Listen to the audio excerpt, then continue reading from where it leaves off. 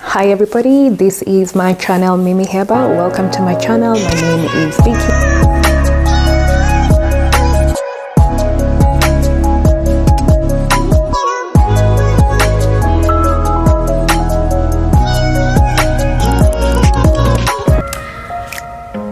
Hi once again, and thank you so much for being here, for your time and your energy. As always, I truly appreciate your time and your energy, and I truly appreciate you being here in this channel. In my channel, I talk about my life experiences, and I also delve into some insights that I've gained. And in sharing this, my hope and intention is that there'll be something here that will inspire, motivate, and or educate you, especially if you're on your own transformational journey. So if that resonates with you, please feel right at home in this channel. In today's video, I will be continuing on from my previous video, and I'll be talking about the secure attachment style. So I'll just do a bit of a recap about what I talked about in my introduction video. That's the video I did before this one. And in that video, I was I gave an introduction into how we can have an emotional imprint to money. And this stems from our childhood environment. So this stems from how we grew up and how we perceived our needs, especially our financial needs, as pertaining to this particular video and this topic, how we perceived our financial needs to have been met by our caregivers, forms a template within us that we then use as we navigate through our adult lives. And so I mentioned that it's so important to go back and revisit our childhood so that we can understand what some of the messaging and some of the emotional imprints might have come across from us growing up that we can identify that might be limiting us from achieving full financial freedom and full financial abundance. So that is in my previous video. I give a really good introduction of that, and I've just done a little bit of a recap right now. So I will be mentioning about the internal working model. This is a coin that was phrased by John Bowlby. John Bowlby is one of the pioneers of the attachment style theory, and he came up with the internal working model. And in it, he defined it as our mental and emotional interpretation of how our caregivers met our emotional, our needs, and how that creates exactly that, a working model or a template in how we navigate our adult lives, how we navigate relationships, and in this particular series, because I'm talking about money, how we navigate our financial world or financial matters. So I will be referring to the internal working model in this video. And in this video, I'll be talking about one of the attachment styles, or the emotional imprints that we might have gained, or we might have picked up, or we might have embodied from our childhood, and that's the secure attachment style. And just as it sounds, it's one that is ideal. It's one that we all want or will strive to achieve. From a secure attachment style, just as it sounds, it means that we are secure within ourselves, that we are able to meet our financial goals, and we are also secure and that we can depend on others, and that the world is a safe place in which we can be able to navigate, we can be able to interact, and we can be able to utilize so that we can again meet our financial needs. So when we're looking at a secure attachment style, we are considering how that would present itself, or how that would have occurred when we were growing up, what the environment would have been. So if you came from a secure attachment style when you were young, you perceived your financial needs to have been met, and they were met in a consistent basis. And that's important to recognize, because sometimes in some homes, or in some situations, or in some environments, the financial needs of a young child or of the family might be met, but in an inconsistent basis. And that inconsistency can create an anxious imprint in a person, because they're not sure when there's no consistency, so they don't know whether the next time their needs will be met or they'll not. And that in and of itself creates a messaging that can result to anxiety. But if you came from a secure a secure home base or a secure attachment style, when you're young, your primary caregivers would have met your financial needs. You would have perceived them to have met your financial needs in a consistent basis. Also, from a secure attachment style, when you were young, when you were growing up, as you were forming your template and as your brain was developing and your emotional body was developing as well, you did have a sense that you were heard and that you were cared for. And this came from validation from your caregivers. And this is important because this is what then creates self-esteem. You then begin to believe in yourself because you mimic what you learned or what you observed and what you felt, your caregivers do to you. You project that back when you're an adult. So if they were validating to you, if they praised you for who you were, you then felt that you were valued and that you were valued for who you were, and that creates a healthy self-esteem, a high self-esteem. And a high self-esteem is very important when we are adulting and when we are going out to meet our financial needs, because we require that when we are selling ourselves, whether we are selling ourselves when applying for a job or whether we are selling ourselves when selling a product, providing a service. We require a high self-esteem, and people pick up on that. So being able to have gained that from a young childhood, that basis or that template ensures that when you're an adult, you already have a high self-esteem. You already can present yourself in a very confident manner, and that will be well received. Another characteristic of one who would have come from a secure attachment style when they were young was that your caregivers were available when you needed them. And so this means that you feel safe and you feel secure. This also meant that you were able to explore your environments. When we're young, we are curious, we are looking around, we're inquisitive, And so when we are out there and we're wandering about, you'll always notice a child or a baby will look behind to see if their caregiver, if their sense of safety is close by. And when you find that, you then can begin to increase your borders. Your boundaries begin to expand because you feel that there's someone looking out for you, so you can explore more and more. You feel safer. So that sense of safety and that sense of security as you were forming yourself, as you were beginning to understand your surroundings, as you were beginning to interact with strangers, with other people, with the environment and with the world, helped you to be able to be even more inquisitive and that helped you gain knowledge and gain understanding and gain interpersonal skills even at a tender young age, because you still knew that your caregivers were going to be there for you when you needed them. All these skills are so important when we are adults, because at the end of the day, whether we are at our workplaces, whether we are at our businesses, it's so important to have those interpersonal skills, and they start developing from when we're young. It's not something, unfortunately, there's this perception that you just have them, that you just have great interpersonal skills. But these are learned skills. They're called soft skills. They are learned skills.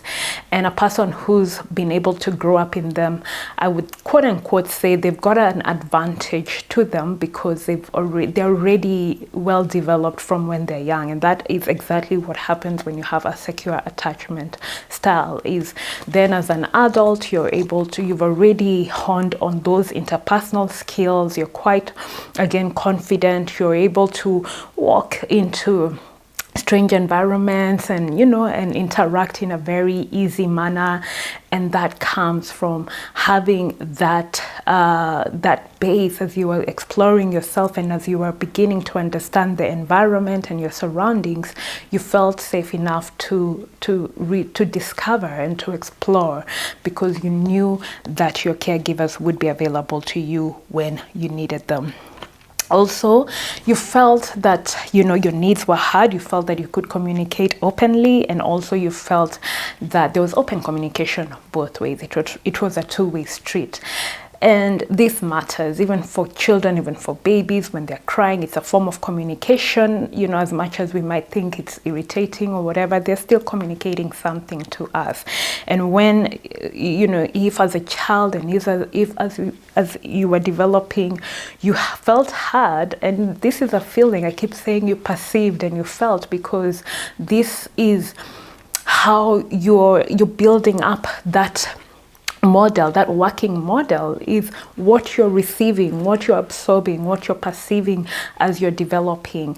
And so if you felt that you were heard when you communicated in whichever form that you communicated in, then you are able to actually have effective communication skills in your adult life. So have had, you know, caregivers who openly communicated to you, and also felt that, you know, you felt that you were heard when you communicated to them, meant or has meant that you have been able to have effective communication skills, but also that you've been confident and you've been able to also hear other people when they communicate, because that's what you're mimicking. That's a working model you've always known to be the case, and so that's what you're working with. Now, in order for all this to have happened, your caregivers have to have been well in touch with their own emotions and their own behaviors and their own financial behaviors, because people will only meet you to the extent that they've met themselves. And so someone who is able to have open communication with you is someone who's been able to achieve that within themselves in their own lives.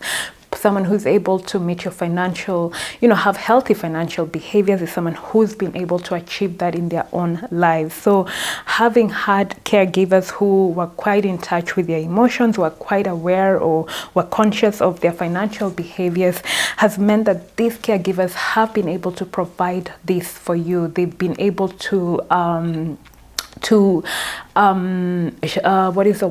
mirror or to show you or to guide you, as they've led by example. They've lived this, they experienced this is who they are, and so they can be able to guide you in that aspect, and they can be able to show you as you've grown up.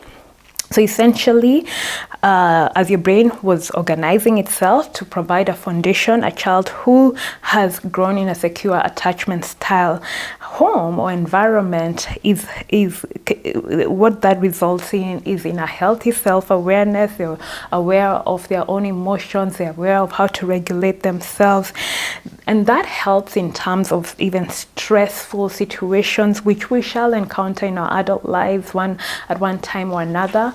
There's so much you can protect your child, and there's so much you can protect yourself from in terms of stressful environments. But if you're an adult, you are old enough to have experienced stress at one point in your life. It's something that you cannot run away from. So the best we can do is to learn how to handle stress when it comes away, and having a healthy self-awareness helps us to reflect back. It helps us to look within and to understand how we've handled it before and how we can improve on our skills, and that helps us manage stress in a much better way.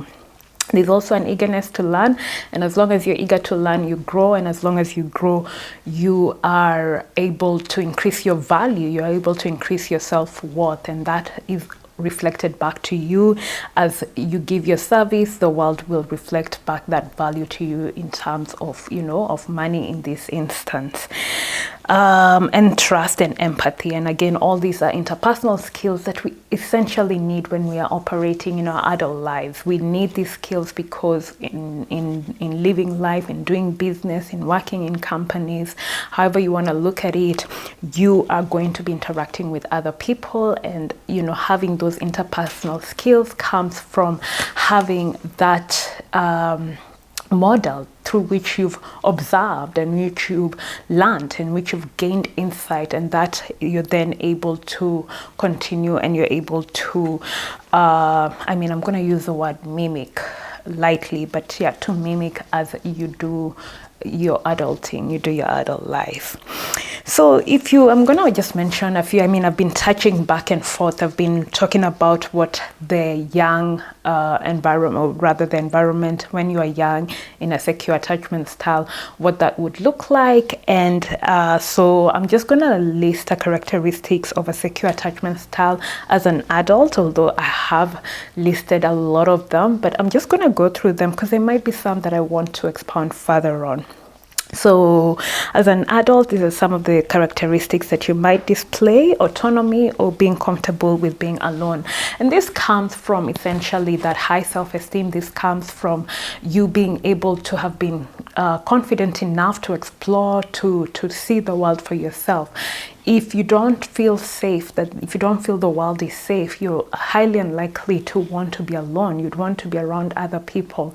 But if you've been modeled to know that you're strong, that's the first thing. You have a high self-esteem, and secondly, that the world is a safe place. You are able to be by yourself. You are comfortable to be by yourself. There's also a high self-esteem, which I have really covered on in a lot of what I've said before. I'm gonna gloss through that. You have superior problem solving skills. And again, this comes from one, observing how your caregivers would have solved problems, but also in your younger years, if you were able to handle your own problems, you felt that you were just capable of handling your own problems, and when they needed be, the adult caregiver would come in and support you and guide you as you've solved problems. It creates that template that even in your adult life, you're able to handle your own problems. And as I've mentioned, stress and problems, that's part of life. It's how we grow, it's how we evolve. And it's something that we have to, I feel we don't embrace enough. I feel like, I know I've come from that background where like stress and problems is like there's something wrong if you're going through like a stressful situation, or there's something wrong if you're going through problems. And yes, there is, but it doesn't mean that that's the end. It's just that you just learn to overcome them. So what you're being asked to is something has probably run its course, and it's time for me to upskill. It's time for me to change my strategy, but not to run away from it, and not to fear problems, and not to fear stress, because as I said, it's part of life, and it's part of us growing, and it's part of us evolving. So being able to have had this ensures a secure attachment style, that you'll be able to have superior problem solving skills. Also be willing to try new things independently, and again, that comes from just having such a high self-esteem. So all these, as you can see, these characteristics, they build up this persona, or they build up this persona of someone who is confident, someone who is assertive, someone who has good communication skills, someone who has good interpersonal skills. I'll mention one more here, which is good intrapersonal skills. And having intrapersonal skills is self-talk, how you talk to yourself, the inner conversations you have with you about you. And that's so important, because what you're telling yourself about you then is who you present yourself. It's who you see yourself, and people can only see you as far as you've seen yourself, because that's how you present yourself to the world. And so listening to yourself, understanding how you perceive yourself, a lot of that messaging could have come from when you were a child, and there could have been some negativity there, maybe because you are different, or it could have been any situation. Maybe it was a difference in communication. Nonetheless, reflecting, revisiting, and understanding where the self-talk is coming and where there might be negative self-talk, doing that course correction can do a lot of good for you in opening up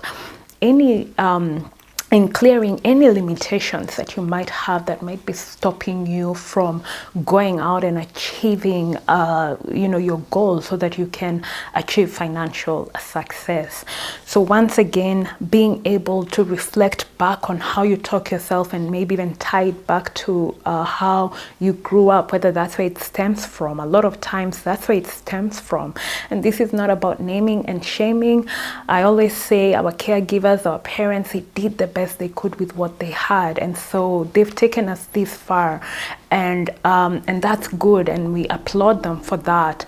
But if there's something, they're humans at the end of the day. If there's something that was a misstep when we were young, we are given a chance as we are in our adult lives and as adults to correct it. That's what part of being an adult is taking responsibility for who we are now. And part of that is going back to our childhood and maybe saying, well, this is not who I am anymore, so I'm going to change the narrative. So that actually answers one big question, which is for anyone who's asking, what if I was never born in a secure attachment style? What does that mean for me? Does that mean that I cannot achieve financial success? Absolutely not. I was not born in a secure attachment style. I'm happy to have had parents who gave me a lot, who have given me a lot of opportunities, and who've worked so hard to make sure that that I've been able to follow my dreams and I've achieved a lot. That being said, they also had their own limitations, and some of those limitations were passed on to me. And part of, like I've said, part of me being an adult and the responsibility that I've taken on is to say, well, I don't want to be a part of this narrative that I'm not good enough, So I want to change some aspect of my childhood that I might have picked up. Maybe that's not what they said, but that's what I perceived it to have been. And now I'm able to say, well, that's not who I am. That's not what I want to be. I can change the narrative, but it has to begin with me asking myself where the genesis is, where the root starts from. So you can change your attachment style, and I will be delving into how you can change your attachment style to get to a secure attachment style. Obviously, in this video, having a secure attachment style, all I can say is keep doing you, keep improving on all those great skills that you already have. That's the best we can do, is to strive to be the best us that we can be. But if you've had other attachment styles, I'll be looking at how we can transmute or transform those attachment styles so they can be healthy we can have a secure and healthy attachment style to money. I will leave this video here. If you have anything you'd like to contribute, or if there's anything you'd love to share, I'd love to hear from you. Otherwise, apart from that, I wish you so much love and light. Take good care of yourself. Until next time, bye.